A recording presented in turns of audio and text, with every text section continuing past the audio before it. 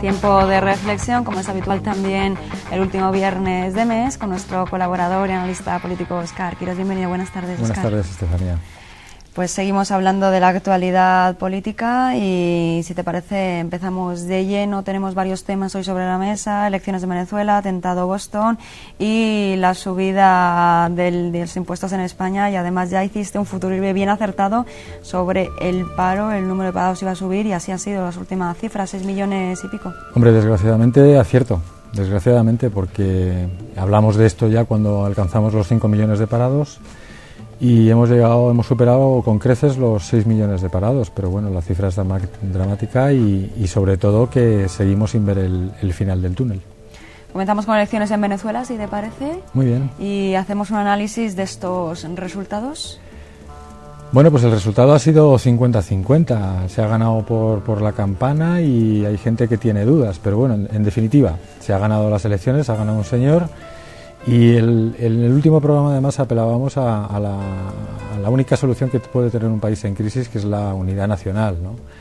Venezuela quiero extrapolarlo a la situación española, en el sentido que se demuestra una vez más que el bipartidismo es negativo, sea el régimen que sea, más o menos dictatorial, más o menos democrático, y que siempre tiene que haber una tercera, una cuarta, una quinta opción para poder escuchar a los demás y para que nadie tenga el pleno poder del gobierno y no acercarse realmente a lo que sucede en la calle, ¿no?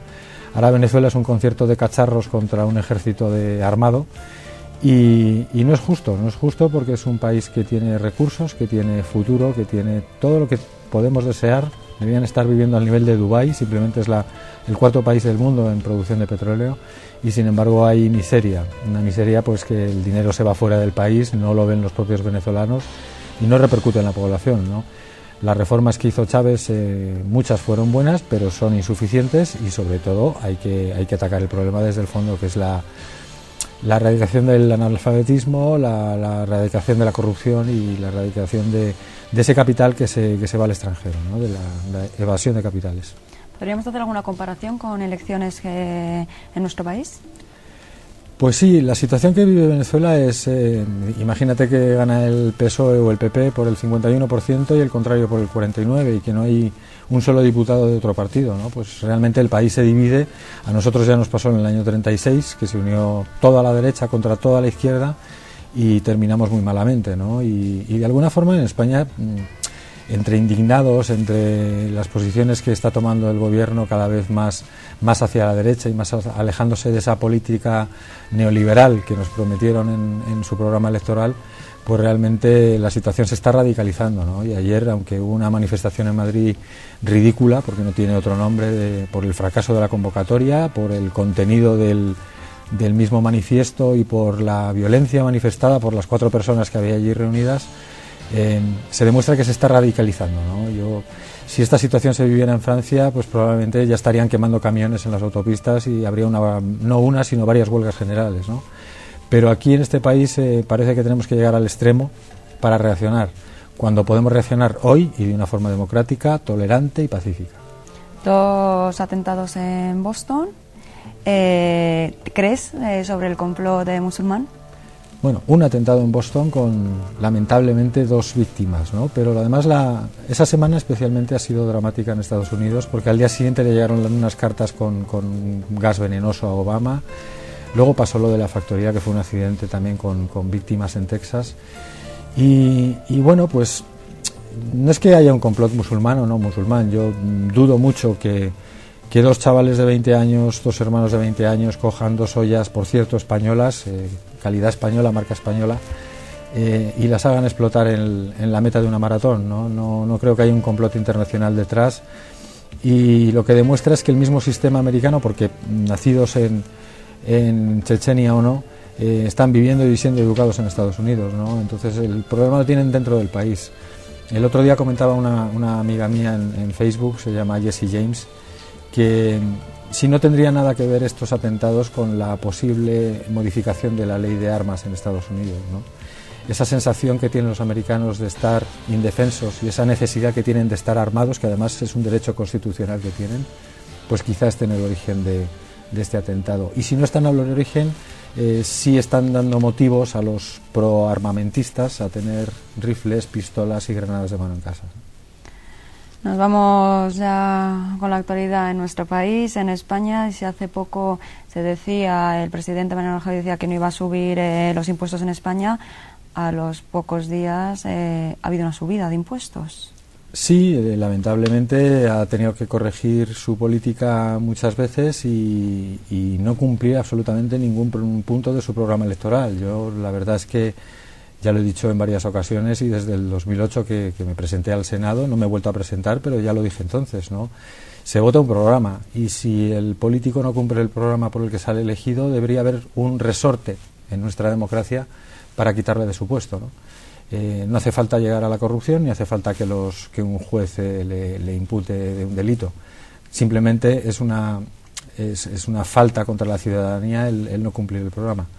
Lamentablemente, cada vez que el presidente Rajoy ha dicho que no iba a subir los impuestos, siempre ha añadido entre paréntesis si las circunstancias lo permiten, y normalmente cuando dice eso queda 1 o 2 semanas para una nueva subida de impuestos, lo cual es negativo para el país porque aunque con el consumo, con el poco consumo que hay hoy, si subes el IVA te salen los números muy bien, pues directamente esos puntos, ese porcentaje que subes lo recibe la administración. Lo cierto es que al subir impuestos se frena más el consumo y se recauda lo mismo o menos, con lo cual vamos a seguir aumentando la recesión en la que estamos metidos, ¿no? Subida de impuestos, íntimamente relacionado también con subida de paro.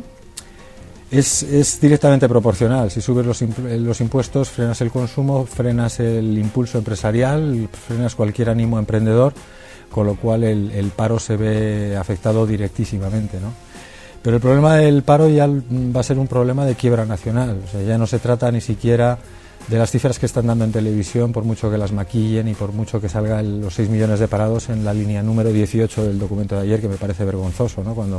Cuando debía ser un titular a doble portada en cualquier periódico.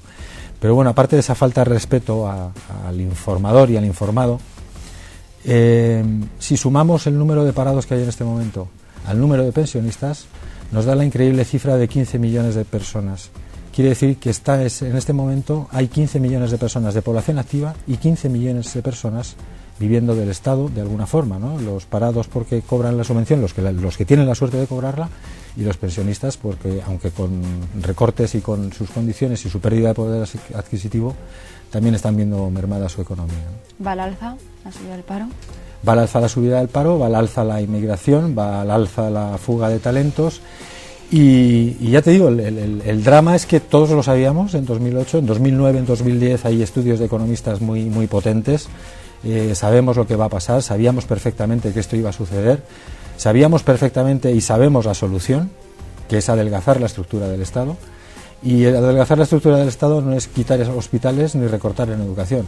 Adelgazar la estructura del Estado es reducir el número de comunidades autónomas, el reducir el número de duplicidades en las administraciones públicas, las diputaciones, si se pueden incluso hasta suprimir en un momento dado, las mancomunidades, y dar más fortaleza al Estado y a los ayuntamientos, que realmente son los que manejan. Y si por encima ponemos a la Comunidad Europea, pues ya tenemos encima un ente más donde todo se vuelve a multiplicar, ¿no? Si descartáramos todos los programas, ¿verdad?, de tiempo de reflexión aquí en GAT, Óscar, podríamos ver que tus futuribles son bien certeros.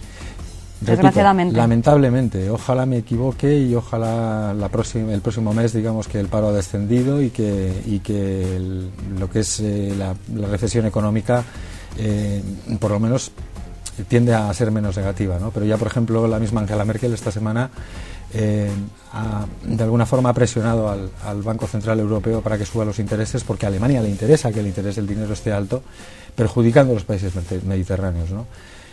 Vuelvo a decir lo mismo que en 2009, esta no es mi Europa, lo dijo también aquí nuestro candidato en su día, Miguel Marín, esta no es nuestra Europa, esta no es la Comunidad Europea que nosotros queríamos, y a mí no me importa pagar el 80% de mi sueldo en impuestos como en Suecia, si a cambio el Estado me da cosas. Lo que no es lógico es que lo que se recorta desaparezca y aparezca en Suiza en la cuenta de un político.